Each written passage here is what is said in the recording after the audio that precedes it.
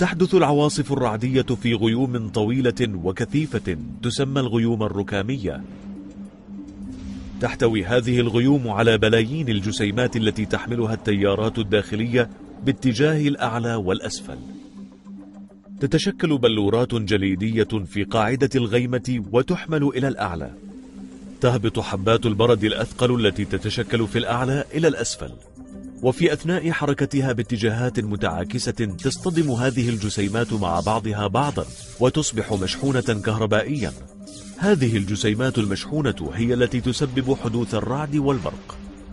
لذا عند توافر عدد كاف من هذه التضاغطات والتخلخلات ينشأ فرق جهد كبير بين الطبقات المشحونة بشحنة موجبة وتلك المشحونة بشحنة سالبة، يكفي لحدوث عملية تفريغ كهربائي.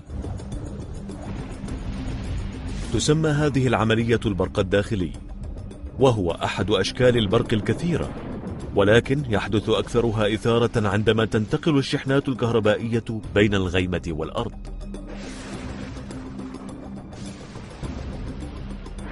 عندما تتجمع الشحنات الكهربائية السالبة عند قاع الغيمة، فإنها تجذب الشحنات الكهربائية الموجبة المتجمعة على سطح الأرض تحتها، وعندما تكون الشحنات الكهربائية قوية بدرجة كافية تنتقل الطاقة الكهربائية من الغيمة إلى الأرض، وينتج عن ذلك وميض البرق المبهر.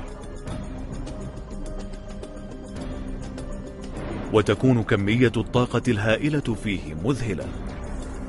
تكون كل حزمة من البرق أسخن من سطح الشمس.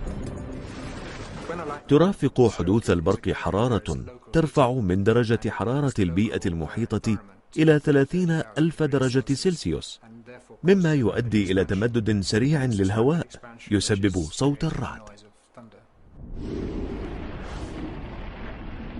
وبما أن الضوء ينتقل بسرعة أكبر من الصوت، فإننا نرى البرق غالبا قبل أن نسمع صوت الرعد.